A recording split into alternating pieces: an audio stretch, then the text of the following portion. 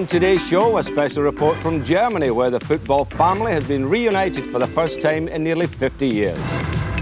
Our Christmas special plays tribute to Peter Shilton as we relive his midweek testimonial match.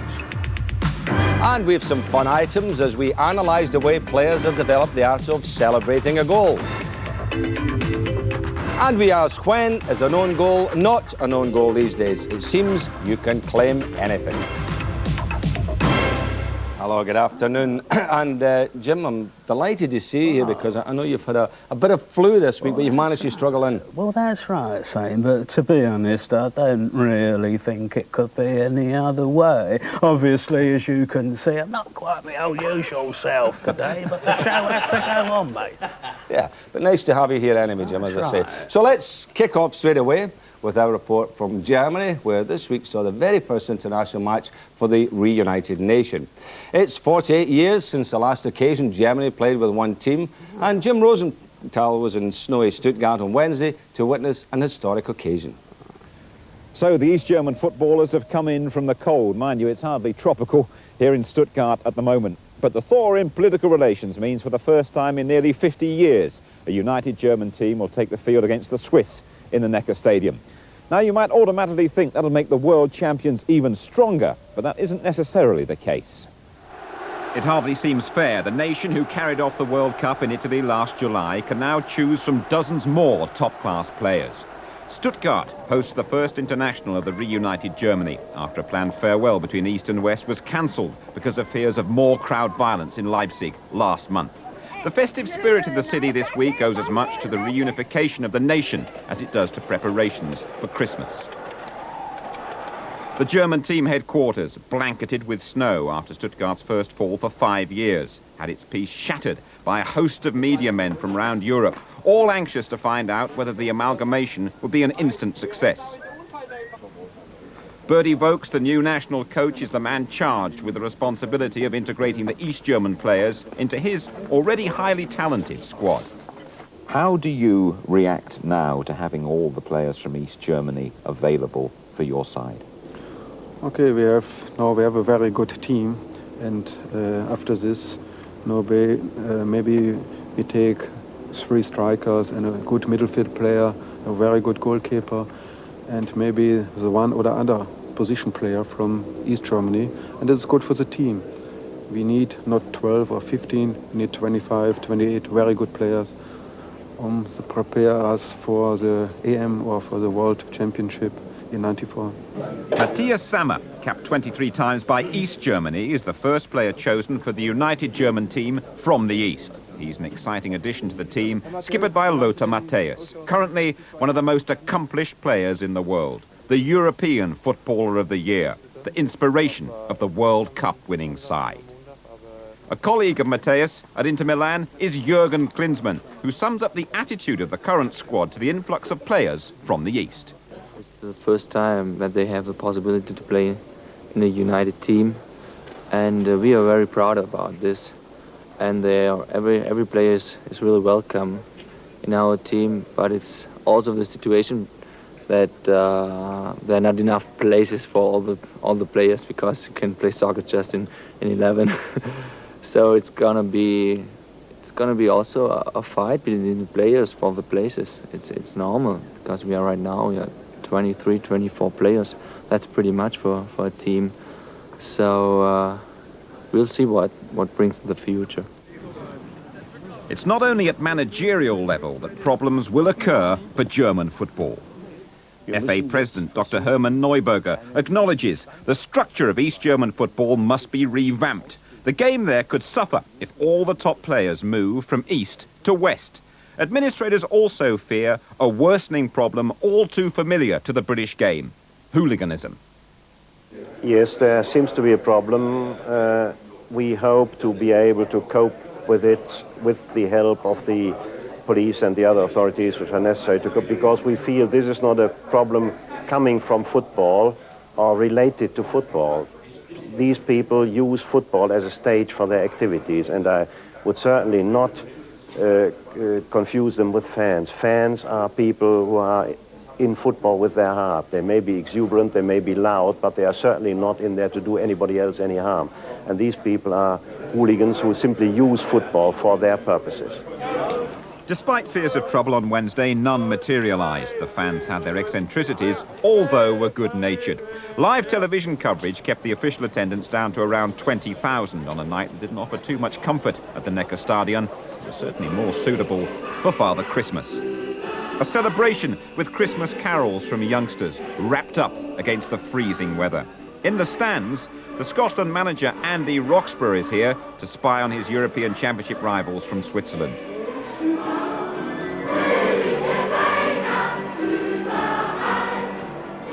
When the tune changed to the national anthem, the German papers made much of the fact the only East German, Matthias Sammer, kept his head lowered, his lips tightly closed, while his teammates sang in unison. Within 20 seconds of the start, though, the harmony on the pitch was illustrated clearly.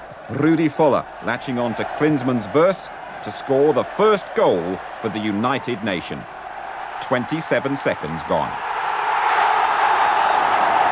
Switzerland claimed the best chance of the half after that, and even the Germans later admitted that Türkelmas's header had crossed the line before Kohler cleared. The referee disagreed, much to the disgust of the Swiss and their German coach, Uli Stielike. What a great character Matthias is on the pitch. The Swiss claim this one was over the line. Doesn't look like it, though, and that's a penalty. Orders from the skipper to Jürgen Klinsmann. You take it. Rather unwilling, Klinsmann, and a good save by the substitute keeper, Philip Walker. Matthias, though, straight back into the action again. A killer cross and a twisting header from Riedler. 2-0. There's disappointment for Sammer. The East German didn't offer very much, really. And he's replaced by another from East Germany, Andreas Thom. And what an impact he makes. His first touch makes history. 3-0 for the Germans. Inspired substitution by Bertie Vogts. And a spectacular finish to a great year for German football. Klinsmann sets up Matthias for a stunning volley. 4-0, a comfortable win in Germany's first reunited international. It was not only a fantastic year for the soccer, for the football here in Germany, it was especially a fantastic year for the whole Germany in the social sense of the whole Germany right now. And I'm a little bit proud of having the possibility to enjoy this year and to have lived this year also with all the people, and it was a little piece of history. Yes, another piece of history there, James. Great, yeah. First time Klinsmann's done something without falling over. Well, it was. Actually, it was nice to see him on his feet there for that interview, wasn't it? Marvellous, mate. Right, well, we have more international action for you now as we catch up with two high-scoring performances in the European Championship qualifiers. Here's Clive Tyldesley. Two of Europe's most accomplished marksmen took the opportunity to get in some midweek target practice. Marco van Basten scoring 5 times in Holland's 8-0 win in Malta. Nobody more delighted than his teammates to see him back at his sharpest after a quiet World Cup. His stride quickens the moment the cross is on the way to make him first to the ball with spectacular results. But the best was yet to come. His third and fourth either side of half-time were memorable efforts that would have seen off better teams than Malta. First, a classically executed bicycle kick from Hullit's cross, marvellous athleticism, and then a really clever goal midway through the second half, outwitting everybody by taking the chance with his left foot just as he seemed to be winding up his right. A touch of top class about that one. Van Basten's 20th international goal was a late penalty. Holland, with 4 points from 3 games, top Group 6. In Group 1, Spain crushed Albania 9-0 with 4 from Emilio Butragueño. Rather modest collection compared to Van Basten's, but all gobbled up with typical relish at close range. Butragueño is the embodiment of that old striker's saying about being in the right place at the right time. He spent most of his career in the right place and makes it look so easy when he gets there. His 4-goal haul took him above his club manager, Alfredo Di Stefano, to the top of the list of Spanish international goal scorers. 26 now from 57 caps. No wonder the way he claims every ricochet and deflection. That's my goal. The 9-0 win puts Spain 2 points behind the group leaders, 100% France, who they meet in Paris in February. It can't come soon enough for Butragueño in his present mood. Wonderful stuff. The fans will be singing there. Is that 5 Van Basten, 4 Butragueño? Yeah, 3 French hens, 2 turtle doves, and a partridge in a pear tree. Well, getting in the mood, Jim. You're getting in the mood for that's Christmas. Right, that's right. Well, it's been a funny old week for the world's most capped footballer, Peter It has Shilton. been a funny old week, so. Funny old week for you as well, Jim, yeah. Well, last Saturday, Chelsea put 6 past them at the baseball ground, and then on Tuesday, some of the world's greatest players gathered together at Tottenham to help pay tribute to his marvellous talents. It'll take a big man to fill Peter Shilton's England jersey. He couldn't have set higher standards for the next generation. Shame only 12,000 were there to see the World Cup team assembled by Franz Beckenbauer take on a Graham Taylor national 11. With the likes of Valderrama, Haji and Miller facing him, Shilton might have expected a busier night. But he kept his fingers warm with a couple of athletic saves, this one from the old French maestro Michel Platini. A great contest between 2 men with more still to give to the international scene. Shilton the winner as usual. England scored twice in the opening quarter of an hour. The first, a rather iffy penalty awarded for Aston Villa's Kent Nielsen's challenge on Aston Villa's David Platt. Platt wasn't in agreement, but wasn't arguing either. Gary Lineker, who dispatched 2 life-giving penalties past Thomas and Kono of Cameroon in Naples during the summer, repeated the act. Chris Waddle was one of the night's successes, employed as a so-called wing-back by Graham Taylor, setting up a wing-forward Mathieu Le Tissier for a persistent goal. A man for the future, maybe. The man of the moment graced the occasion with a typically audacious goal. Paul Gascoigne making it 3, weaving past defenders like a slalom skier. He rarely disappoints when the stage is set for him. Shilton made an early exit to rest his legs for club commitments. Lineker and company will be seeing plenty more of him yet, though. He still has 2 years of his Derby County contract to run. As one England great departed, another returned. Kevin Keegan's scampering running action may have changed, but his touch hasn't, and neither has his appetite for the game. His old boss at Southampton, Laurie McMenemy, wanted to substitute the substitute, but Keegan wasn't leaving without leaving his indelible mark on the game. With 9 minutes to go, he revived his Newcastle partnership with Waddle and Gascoigne and made it 4-0 himself with a diving header. It was a night when England, old and new, came together to honour the man who served England magnificently through several eras. It's fantastic. A week before Christmas, to turn out a crowd like this, it's made my evening, and you know, something I'll remember for the rest of my life. So tremendous. Well, he thoroughly deserved the tribute, didn't he? Well, that's right. And a great goalkeeper, Schultz. I've always been, actually, a great fan of Schultz. I was with him the other night, actually, with Dave Bassett, the Sheffield United manager, and Big Ron Atkinson of the Wednesday. I said to Dave, what's your ambition, Dave, for 1991? Well, he said, to be honest, my ambition is for Sheffield United to win a league game. Yeah. And what about you then, Ron? I said, well, he said, 2nd Division Championship, Rumbelows Cup, FA Cup, Charity Shield, top of the 1st Division. That is a bit over the top, Ron. I said, well, he started it, said Ron.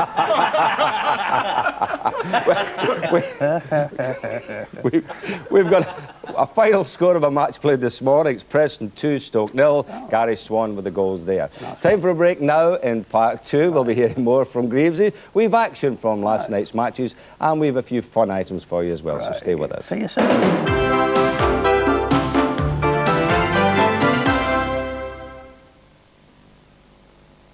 The Arbus Football Collection. All the game's great players. All the game's best looking managers. With 1 or 2 exceptions.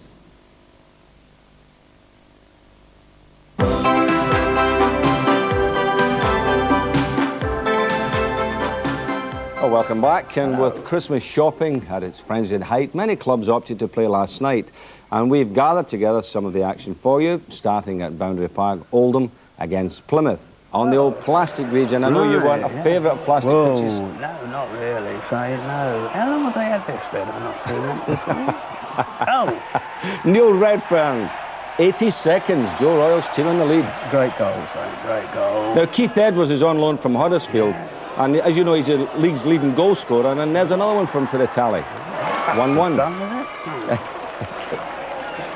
Kenny Brown puts Plymouth 2-1 up. Kenny Brown, you remember Kenny. Did you play with Kenny Brown? No. Kenny Brown. No, I played with his dad. Yes. Yeah, I remember, okay, and that's his boy. Roger Palmer made it 2-2 a minute before half-time. Nice goal, that one, St. Nice goal, that. He took it well. I mean, to be honest, that's as good a goal as you'll see in this particular match. Into the second half, Errol Barrett, centre-back. What's he doing up there, Jim? Scoring a goal, I think. Yes. And then he's up again, only what, minutes later, he's up again, setting up this goal. Good player, good player. Good ball, and Neil Redfern, his second of the night. 4-2. 4-2. What can I say? Not a little bit. Young Kenny again, young Brownie getting his second. Nice goal, Sam. 4-3, so all on tender hits. Actually, he took that very well, Sam. He did. And Roger Palmer, what a player he's been for Oldham over the years. Marvellous player. In his own hand again, knocks it in. Oldham, top of the second division, Jim. Right, top of the second division. Right. Isn't it marvellous? But talking about Palmers, here's another Palmer down in this match, Portsmouth against Ipswich. Steve Palmer scoring a goal for Ipswich. Is that his brother, Sam? One's black and one's white. Possibly not. In the second half, this was big Colin Clark who'd come on as a substitute. Nice goal that from the nice goal, Clark. Yeah, took it well. Nice goal, Sam. Took that one well, Sam. Now it's up to Merseyside for our Friday night favourites, Tranmere against Birmingham. Right. You're no lot, Sam. Actually, been having a little bit of a struggle of late, so it was nice to see this one going in. Kenny Irons finishing off well. That was at 4 minutes. Nice goal. Managed to hang on after that one. So a good result for Tranmere. Marvellous. Well, there's plenty of league action at ITV over the Christmas and New Year period, with Spurs against Manchester United, New Year's Day, Crystal Palace against Liverpool on the 30th of December, and tomorrow at the normal start time, 2:55, it's Aston Villa against Arsenal from Villa Park. Now we're going to highlight a trend which threatens to rewrite the goal-scoring statistic records. We've noticed that so many goals that were originally credited as own goals are now being claimed by the attacking players. Clive Tilsley reports again. Claiming deflections is one thing, but when Wimbledon scored the most significant goal of last weekend, in the last minute at Arsenal, John Fashanu took the congratulations and the credit for it. It was only later that goalkeeper David Seaman owned up to a missed punch. Fashanu never even touched it. When it comes to goal stealing, the crime rate is on the up, particularly on Merseyside. Hinchcliffe's free kick. McCall trying to get there. Oh, and he knocked the save! Stuart McCall will claim the goal, but it bounced off the crossbar and on to Glenn Hussein. Stuart McCall's header was actually heading out, but benevolent Everton awarded him that Goodison Derby goal, just as they awarded Pat Nevin this one at Sheffield United. No wonder Dixie Dean used to get so many for them. Anders Limpar's 8 goals for Arsenal this season have been an unexpected bonus. He'll get a lot more with this kind of help from fullbacks. Limpar celebrates another goal, but Leeds United's Mel Sterling actually whipped the ball off his toe, then shot himself in the foot. Back to Arsenal and Wimbledon finally, the opening day of the season, and a goal the Arsenal programme gave to Alan Smith and the newspapers to Don's defender Keith Curle. But is this a case of a striker not claiming a goal that does actually belong to him? I fancy number 10, Paul Merson, got the final touch. But I put it to Merson, and he just won't have it. Thank goodness there's still one honest striker out there. Crazy. Well, that is amazing, Greaves. If people claiming goals, they never even touched the ball. I mean, if you back to your playing days, if you'd have claimed it, you'd had about, what, 950 goals? I think so. You might even have got into double figures. Well, that's a possibility. That's a possibility. No, I mean, but it's ridiculous. I mean, they'll have Ken Bates claiming goals at Chelsea soon because it's his ball. Ridiculous. Right now, from scoring goals to celebrating goals. And those of you who saw the way that Lee Sharp reacted to his goal against Everton for Manchester United a couple of weeks ago will have appreciated a little style is called for in these matters nowadays. We put together a montage of the development of the cultured art of celebrating. Miller, good turn. Miller inside the penalty area. He dropped the line. Roger Miller's done it. He's the only swinger in town.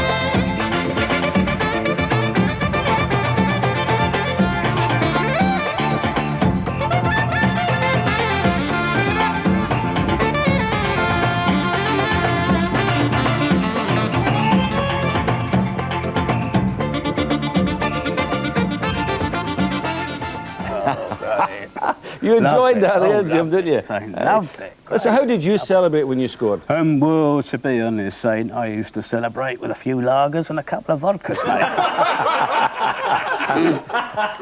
Did get a bit of a blur, though, for the rest of the game. That's a bit of a problem. So you never had a cup of tea at half-time like the rest of us, no, eh? No. OK, now, I know that you all enjoy seeing some of the daft things that happen when the cameras are rolling, and which usually end up on the cutting room floor. Well, we've a couple of outtakes for you. First, this one, which concerns a TV reporter from Irish television at an airport in Italy during the World Cup. Bear in mind, he's been set up by Ronnie Whelan and Andy Townsend. Go on, one more go. That wasn't one of your better ones. Come on, one of your better ones. 1, 2, 3, 4, 5, 6, 7, 8, 9. No. Call your jacket. 9. You have to go over there, Jimmy. Beat 9. Come on. But you must keep them shut, though. Keep them shut tight. Keep your eyes shut, but you didn't. Yeah. Go over there. Look, I'll do it again. Right, now hold on. Keep them shut tight. Keep it as straight as you possibly can. Don't. 1, 2, 3, 4, 5, 6, 7, 8, 9, 10, 11. Well, we'll be back with him a little later. But before we do, here's an outtake from the ITV Athletics coverage of the European Championships. Jim Rosenthal was attempting to say goodnight to the viewers when a member of his own production team took centre stage. There's one person back home we'd like to thank, and that's Glenn and Anne. And I just hope they're going to have a little drink on us tonight. And you've got a little message, I think, as well. Spin round Yvonne and show that one. There we are. We did it, Mum, both of you. Tom and Yvonne, brilliant. Great day for Britain and a fantastic day for Scotland as well. Well done. Marvellous. OK, well, as the triumphant Scots move away, let's just take a check on the medal table. And goodness me, it does look excellent reading for Britain.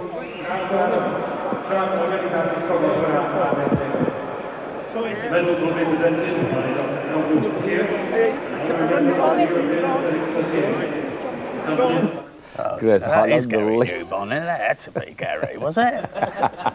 No, it wasn't Newbon. The culprit was a chap called Mel Batty, who's a former world record holder over 10 miles, and ITV's fixer of interviews on the athletic circuit. Now, Mel's a great Arsenal fan, but has an incredible habit of appearing in shot when it's most inconvenient. Anyway, let's go back now to our Irish fan. 28, 34, 35, 36, 37, 38, 39, 30, 31, 32, 33, 34, 35. And he's still going. He's still going, Jim. Got an itch, mate. It's still going. I mean, he's got about as many friends as that Gorbachev. What are you doing? Are you having a problem? Right, let...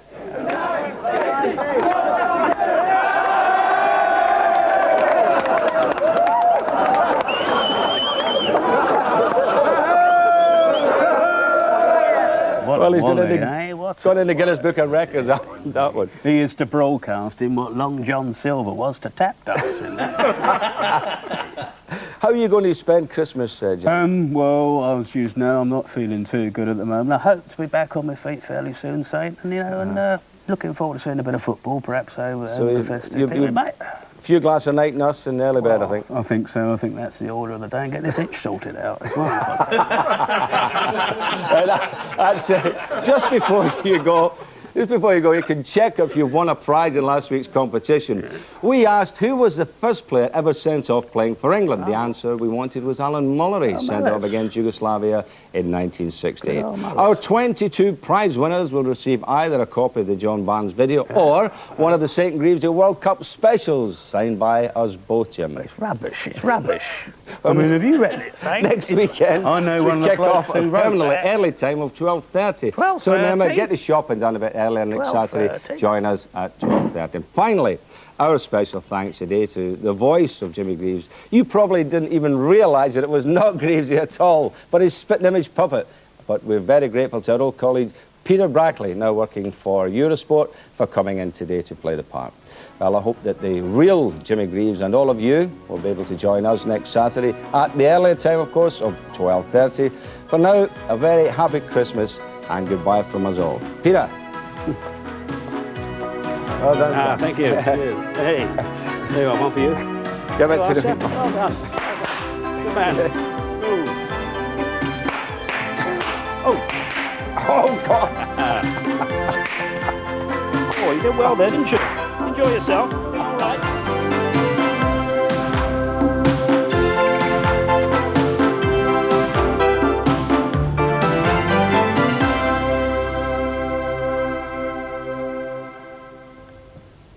The Match 1991 Soccer Annual, produced by ITV Sport and featuring all the stars and match action, is now available in bookshops priced £4.25.